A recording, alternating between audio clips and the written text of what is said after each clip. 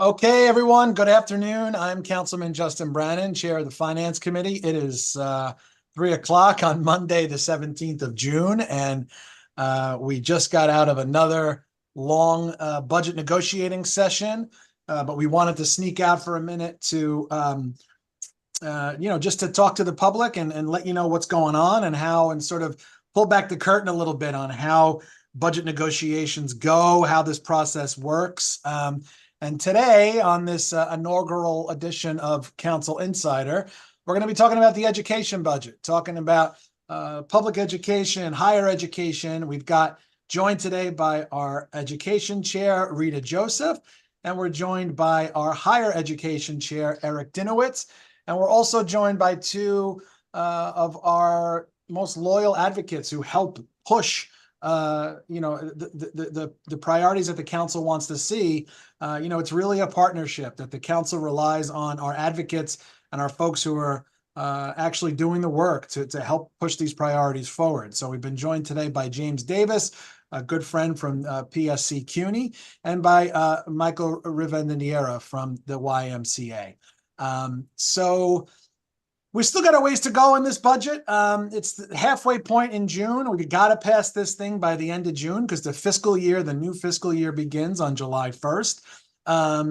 And we're pushing our way through. There's still a lot of work to do. There's still a considerable delta between our reality and OMB's reality, which is a challenge. And something like public education. Our public schools and our CUNY, our higher public education system, have always been a priority for Speaker Adams and for this council. That's not changing now. It's one of our top priorities as we head into the final weeks of budget negotiations. So we wanted to just do this this podcast to talk to folks, let them know what's going on behind the scenes. And I appreciate my colleagues making some time to be here today. So I want to kick it over now to our chair of our education committee, once a public school teacher, always a public school teacher, my good friend. Let's hear from Councilmember Rita Joseph. Thank you, Councilmember Brannan, and also the chair of Finance. I am Councilmember Rita Joseph, the chair of the Education Committee and a forever educator, Councilmember Brannan. So I'm here for us to really dissect what's in the education budget, dialogue with all of my colleagues here today. So I look forward to this fruitful conversation with you all. I'm passing it on along to my colleague, Councilmember Dinowitz, chair of the Higher Education Committee. Thank you, Chair Joseph. I'm Councilmember Dinowitz, Chair of Higher Education Committee, and a proud CUNY alum. And my father is a proud CUNY alum. And now that's a story of so many New Yorkers that we were able to get our education through a CUNY system. And that's the story that so many New Yorkers share. But with this budget, we have the potential to either invest in that education for everyone, or if these cuts go through, divest from that. And that story will not be available to as many people in the city.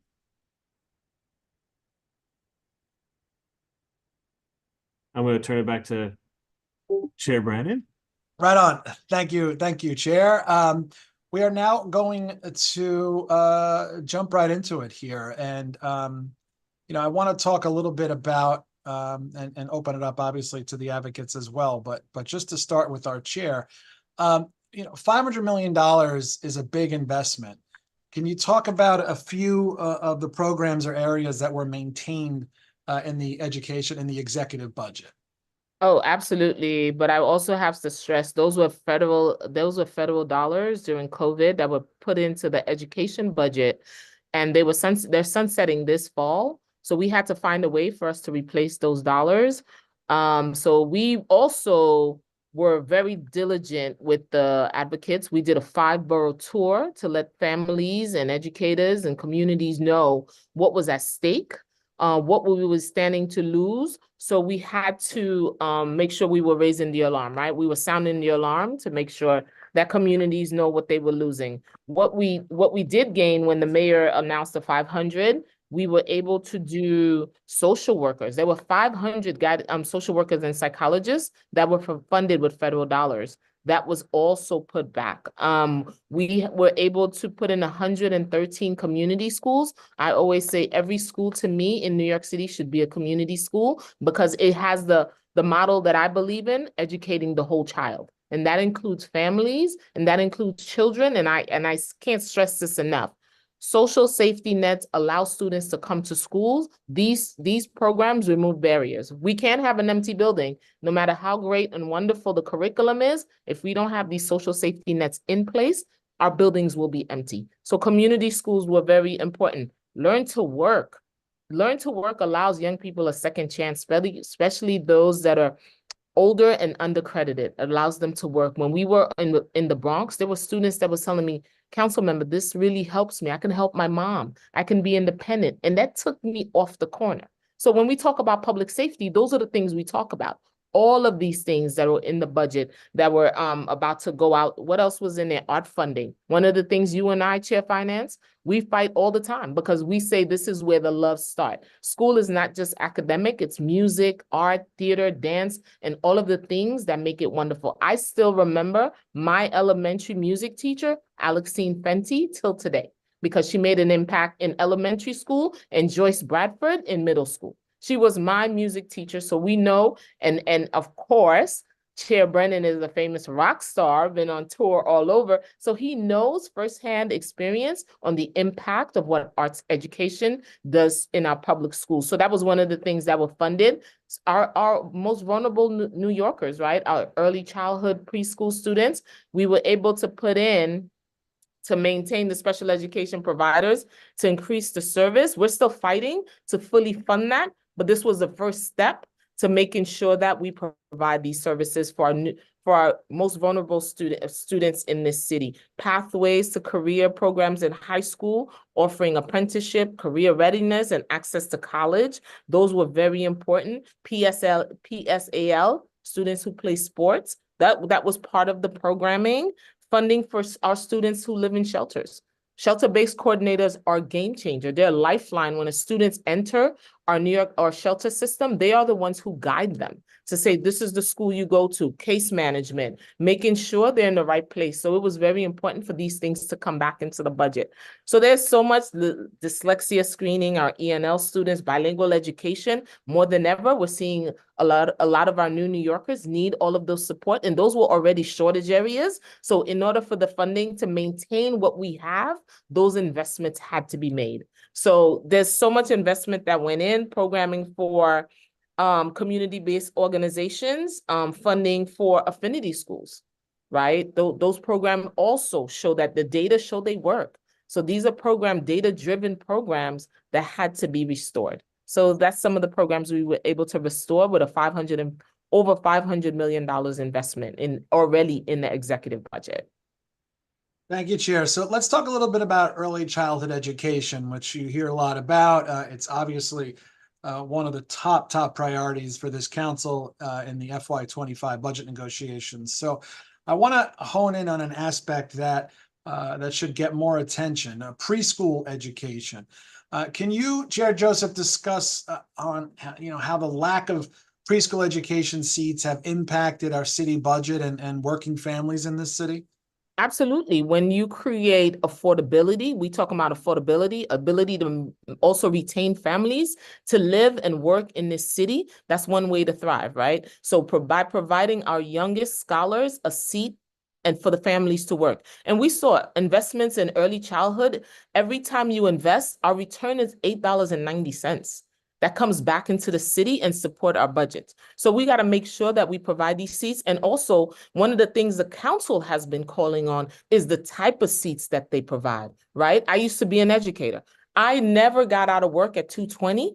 If I had a young child, where does that child stay while I'm at work? So we have to also hone in, and which the council invested in, extended day, extended year program. So families can work up until 6 and not worry about early childhood quality. Another one, we have to invest in preschools. We have about 700 students with legally mandated seats with IEPs that are not getting their needs met. So we need to make sure those 700 students have a seat. And I also say in return, those will become our Carter cases. And as we discussed so many times, our budget for Carter cases right now is $2.2 billion. So we have to invest in, and I always say, if we have a strong bottom, our top would be strong. So a 2-year-old doesn't get a chance to be 2-year-old again. There's no remix, there's no comeback. We have to get it right this time. So early childhood is everything the council is calling for, investment. And there was a lack of community outreach, and that's one of the things the council is calling in. We're calling for a $10 million investment to do meet the communities where they are: barbershops, salons, churches, wherever we can find a family, supermarket, street fairs, wherever we can find a family to help them enroll, so there are no vacant seats. All the seats are taken and families can really move from being not able to work or being able to go to school. Their families looking to transition back to higher education or to just learn a new skill. So these are the ways to make sure the families are getting what they need. So this investment is crucial. Right on. Thank you, Chair Joseph. I now want to introduce someone who's no stranger to the council and now working at the YMCA, Michael Rivendiera. I just visited a YMCA last week and spoke to the early childhood educators there, and actually ran into a couple of parents, who just talked about what a game changer this program is and has been for their families. The struggle it is for other families that they know to find seats, early childhood seats that are close to home. Saying that there's a seat available, but it's 2 buses and a train away. That's a barrier that's just a bit too high. So, Michael, if you want to just introduce yourself and talk about what you're looking at. Yeah, no, absolutely. And thank you, Chair Brannan. Thank you, Chair Joseph, and to the entire council. I mean, we really appreciate you all, going to task on these education programs. So, again, my name is Michael Rivendiera. I'm Vice President of Government Relations at the YMCA of Greater New York. Though today I'm wearing 2 other hats, the Emergency Coalition to Save Education Programs and a member of the Campaign for Children. As Chair Joseph said earlier, the advocacy around this has been going on for some time. We started advocating on these programs as soon as the city started spending the federal stimulus dollars, and then recently intensified over the last 10 months, advocating with parents, students, families, educators, really trying to uplift the need of all of these education programs. And, our tireless work has been paying off. Chair Joseph rattled off all of the investments that both the city and state have been making. But when this all started, it was $1 billion that we needed to close a gap. We shrunk it in half. We still have a lot more to get us to that finish line. There's restorative justice that we still need to find another $6 million for. There's the mental health services like mental health continuum. We need to find another $5 million for. Immigrant family engagement. Community schools still needs another $14 million. Education and arts still need some funding. So do our preschool special education programs are still in need of additional funding, as well as what you just named out, 3K slots, pre-K slots. We're still missing another 170 million to actually get those seats to the communities where the families are. So that's what we're working on, still trying to get us over that finish line. We obviously appreciate your advocacy. And like I said before, we really couldn't do it without you. Having the advocates on the outside that are doing this work and are sort of, on the ground day to day doing this work, your voice is so valuable in this process. I want to talk about, I know you've done those town halls in each of the boroughs. What for the Education Emergency Coalition? Could you tell us what the coalition heard from parents and kids themselves about the different programs and staff that were at risk? Yeah, and this was definitely led by Chair Joseph. We really appreciate her going to all 5 boroughs for all of these in the evening to sit and listen. And, thank you for co-hosting that series with us. Parents, families, and students, educators as well, all shared their deep appreciation for having that space to actually have their voices heard by the policymakers, by you all. So top line, very consistent concern that we heard. Everyone shared a deep concern over the loss of these critical programs that were supported by federal dollars. And this was held all before the executive budget. So we were just hearing everyone just worried about the impact that it would have on their current and, future outcomes in their academic careers. So really, from students, we were hearing many of them who are in need of mental health services about their long wait time to actually get some of their services. And that's what the mental health continuum was created to do. But the city was only able to start it up at 50 schools, and now it's on the chopping block. This doesn't seem consistent with what the mayor has been claiming, where he prioritizes mental health services for students, but he's not putting that money where the services are needed. So, students were really vocal about that. Parents were really vocal about how for their preschool special education kids, they wait months for services. And that's a lost time. We really need to create that foundation for them. And DOE, testified to you all at their hearing that if there's not more investments, we're going to have longer wait times, and we're going to have, to Chair Joseph's point, those are going to be future Carter cases, and that actually is more costly. So again, what are we doing to really address the problems now before they start running away from us? I mean, those were the things that parents were uplifting. We did a sort of circle back with the parents after the town halls, little small conversations with them, just to see after some of these restorations were done. And again, they expressed deep concerns about how they're still missing funds for key programs. And, quite honestly, do not understand how the mayor has handled the situation in this manner. So, parents are listening, and parents and families are very concerned.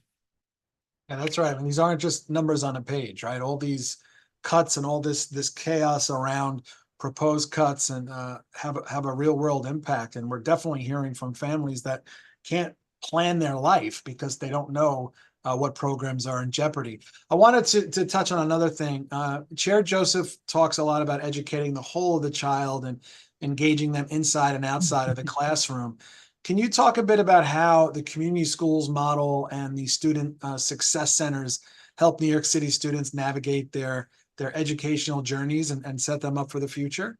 Yeah, no, absolutely. And community schools are definitely near and dear to me as well. I also sit on the Coalition for Community Schools Excellence, and the model is a strategy, really. It's really helping the whole child and the family as well. So, we do in-school, out-of-school programming to help with attendance. So, some programs have extended day, so we can drop off kids early. Parents can come in and also be engaged. That's critical to really helping the child. We help the family and we help the child. And then during the school day, sometimes there's a need for laundry services. We have community schools with laundry services. We have community schools with food pantry, because we want to break that stigmatism down. There are families that are in need, so you can do that in your community school. Overall, the community school model has its unique way of addressing each community. So there's communities that also need some mental health services or some actual medical services. So you have school-based health centers there. Again, these are the investments that we need to make for our children and families. The student success centers, what Chair Joseph had mentioned earlier about pathways to success, these are one of those programs where we help students figure out how to access college. We give them the support. It is a pathway to a college career, a pathway to a future. And that's what many high schoolers are hoping for and wanting. And, unfortunately, they don't all have the support because they themselves may be the first person in their family to go off to college or, go off to a new career. And that's what we try to do and help them and guide them through some of those scary moments. That's awesome. I appreciate that, Mike. I think, Chair Joseph and I talk about this quite a bit, that I really personally think, I think community schools are really the future. The days of, just the 8 o'clock till 2:30 reality, reading, writing and arithmetic are really a thing of the past. And we need to be teaching the whole child now and supporting the whole family. So we really appreciate your advocacy there. I'm blessed to also be joined by another forever educator who chairs our higher education committee, a good friend of mine, Eric Dinowitz. Chair Dinowitz, do you want to introduce yourself? When you said blessed to be joined by someone, I'm like, who's he talking? Yeah, well, as you mentioned, not only am I a CUNY graduate, but I am, as Councilmember Joseph says, a forever educator. I taught in our New York City public schools for almost 14 years. And I got my master's degree to teach in our public schools from Hunter, from one of our CUNYs. And, there are so many of our teachers around the city, so many teachers I worked with, so many of my teachers growing up, going to school in the New York City public schools that also went to our CUNY system, to one of the schools in our CUNY system. And it's so important to invest in our CUNY system, because these are the people, for the most part, who stay in New York City and who reinvest their time and, not to mention, their tax dollars here in New York City. Very true, Eric. CUNY has really been an engine of equitable economic opportunity for low and moderate New Yorkers forever. And investments to restore cuts to the system are a major priority for this council. So I want a couple of things just to aerate this topic a bit. We've seen in the news lots of headlines about budget cuts to CUNY. Can you catch us up to speed on where we're at right now for the folks like us who don't follow this stuff every day and have to live their lives? What's going on with this budget? Yeah, it's between the administration's attempts to cut CUNY and our loss of COVID dollars, we're looking at over $167 million between what we adopted last year and what is being proposed this year. That is a lot of money. And CUNY is a system of 85% students of color, 35% immigrants, and billions of dollars in tax revenue that our CUNY graduates provide every single year. So investments in CUNY are an investment in our city, and divesting from CUNY, cutting funds from CUNY, is really cutting off funding for our city, and it's cutting off the future of so many of our students. Right now in the council, we're calling for $40 million in cuts to be restored in the budget. And there are so many programs that are on the chopping block right now, programs that work, programs that allow our students to be successful. One of the big ones that we advocate for in the city council is called ASAP. This is a program that all but doubles graduation rates. That is an incredible number. They double graduation rates. The return on investment is between $3 and $4 for every dollar invested. And all it is investing in our students, providing financial assistance if they need it, ensuring they have counselors to help them schedule their classes and provide what they need, Metro cards, all the things a school should provide. And again, this small investment, a return of between $3 and $4 for every dollar invested, is a good, smart investment that allows our students to graduate in a timely fashion. Students who don't have this program often spend thousands and thousands of dollars more of their own money to graduate in a longer period of time. So it hurts the students and it hurts our long-term outlook for our city. It's the same situation for ACE. We're saying we need to invest $9.1 million. ACE is the same wraparound support services, but that's for our 4-year colleges. Those are two critically important programs. But we also have made really smart investments in the city council. The Speaker Adams 2 budgets ago, we invested in and created a program called CUNY Reconnect. And what that simply said was there are people here in New York City who have some college credits.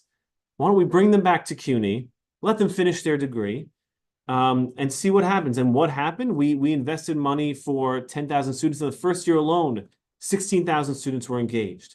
And that meant they were able to get degrees and provide a better future for themselves and their families than they could have ever imagined. And that's what smart investments look like here in New York City. It means putting a few dollars in very smart, successful, proven programs to get really good results for a student, for their family, and for the future of our city. Let's talk about, again, the real life impact of the unreliability and the destabilizing effect that these cuts and these proposed cuts have had and continue to have. So based on various hearings that you've held, what have been the impacts that you're hearing from folks about these cuts to CUNY? Well, I mentioned ACE and ASAP and Reconnect, but 2 hearings ago, we had a hearing about the capital budget. Can you imagine going to a school where you see rats running across your classroom, when you have mold growing from the ceiling, leaks, a heater not working, problems so big that you actually have to cancel classes? Now, look, a lot of us do college. We've done college visits. Maybe one day with our kids, we'll be doing more college visits.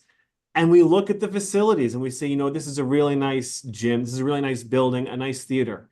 And right now at CUNY, we're simply saying we need some funding to just clean up and update the facilities. Because to some degree, in some areas, it's just not safe. Students are going to classes and professors are teaching in classes. When you have mold growing, it is just not safe. When a ceiling tile could fall down on your head, it is not safe. And it is not the environment that anyone should be teaching or learning in. So we in the city council said we should be investing $333 million in capital improvements to our CUNY system. Thank you, Chair. I now want to introduce James Davis, who's the president of the PSC, which is a Professional Staff Congress. They represent about 30,000 faculty and staff at CUNY. And James has been a friend of this council and someone that we work with very closely to get a better understanding of what these budget cuts mean year after year. I wish we had gotten to know each other under different set of circumstances, but when the mayor suggests these cavalier cuts to CUNY, our first call is often to James Davis to understand what this is going to mean for students and what it's going to mean for the CUNY staff. So James, you want to introduce yourself? Thank you. It's really good to be amongst fellow educators and champions of education. Thanks for having me. And thank you to the council members for all of your work on education and everything else. You've got a lot on your hands. So I've been a faculty member at Brooklyn College since 2003. And now as the union president, I don't get to be in the classroom anymore. And this is the time of year actually when I miss it the most, because around graduation time, when students are, assembling in their regalia, as a faculty member, I used to be able to go to those graduations and you meet the extended families, you meet the students, you meet the friends, and you see how deeply embedded our CUNY colleges are in the communities that we serve. And so when we talk about K-12, we talk about pre-K, community schools, CUNY campuses are absolutely part of and interconnected to that fabric.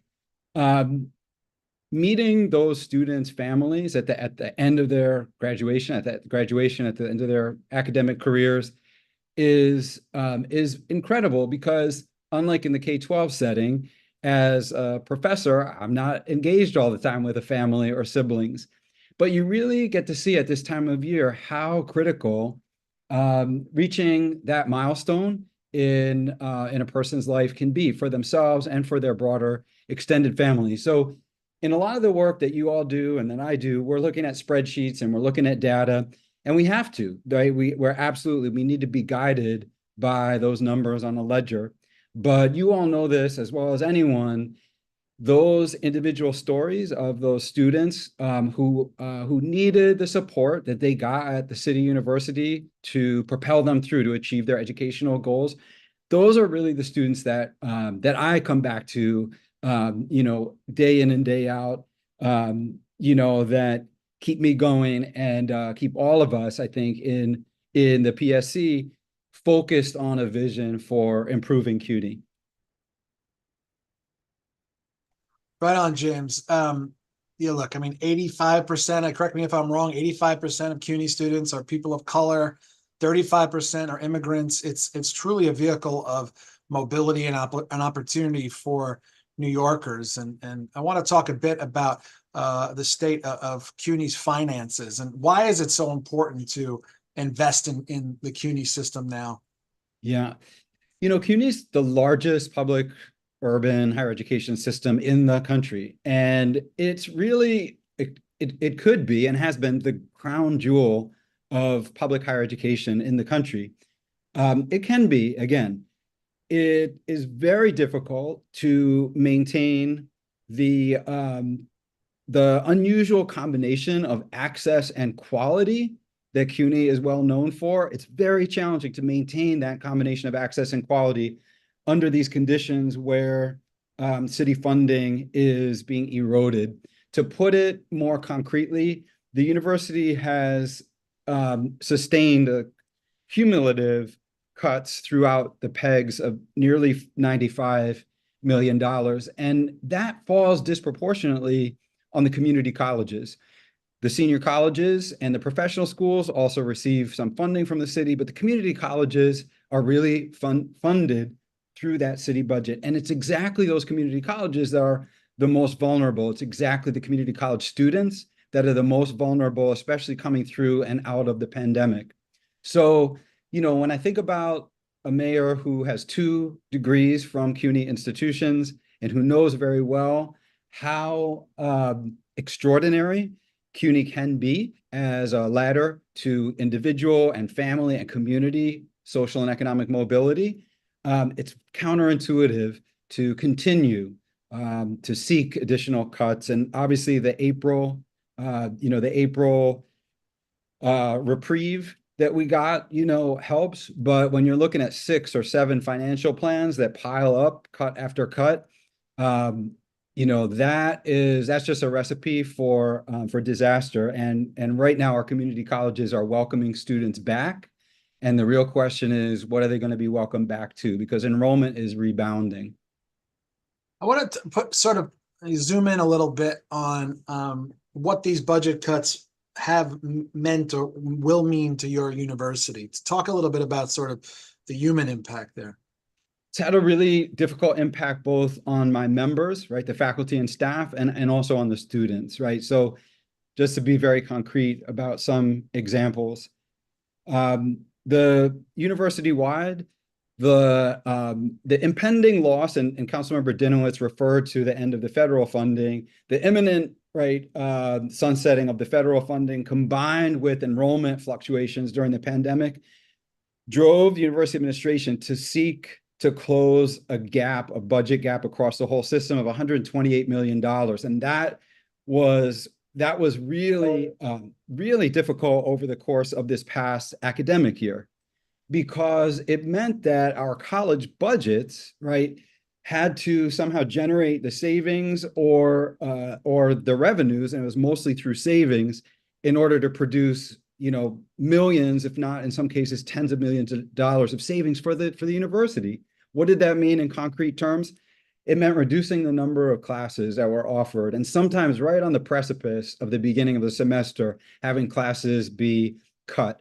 So when that happens and you're 2-3 weeks out from the start of a semester and you cancel classes because they have slightly softer enrollment in them, that you're targeting, that means students are scrambling. They're looking for the classes they need to make degree progress or, to meet their major requirements. Harder for them to get to graduation. And then for my members, it could mean the loss of income, the loss of eligibility for health insurance. And so it really turns things into a tailspin. And I want to just touch back too on one other thing that Councilmember Dinowitz mentioned, because he talked rightly so about the facilities and about the capital budget, which is critical, and really grateful for the restorations on the operating side and the capital push that the council has been able to do recently. One of the casualties of the PEG cuts is that we're down many full-time positions, vacancies in, from my bargaining unit, but also in other unionized staff that support the work at our campuses, including facilities. So, I think about the impact, and we see this all the time, of not just fewer professors or fewer support staff in the offices, but also people who are, let's say, in DC 37 positions, who work in administrative support in our student facing often, right, in our offices. And I also think about the facilities staff. So when Councilmember Dinowitz invokes the state of the facilities, it's absolutely true. We need more resources, but there's been a tremendous loss in maintenance staff and engineers and the folks who just keep things running, literally, right? Keep the lights on, keep the walls painted. And that's the kind of stuff that sends a signal to our students, of course, to my members as well. But I think it's really important that we grasp the signal that gets sent to a student who comes through our DOE system, as the vast majority of our students do. They get to CUNY, they're pursuing their dream, they feel good about themselves. They're at City Tech, they're at Medgar Evers, they're at Bronx Community College, and they deserve an environment that's obviously physically safe, but also welcoming, and it shows that they are valued as learners. And I think that's the thing that at the end of the day, really also needs to be considered in terms of restoring the cuts at the city level. Sorry, thank you, James. And lastly, one of the council's top priorities over the last few years, something that I believe Chair Dinowitz mentioned, which is personally important to Speaker Adams and has been a priority for us, has been CUNY Reconnect. So could you tell us a bit about that program and why it's been so successful?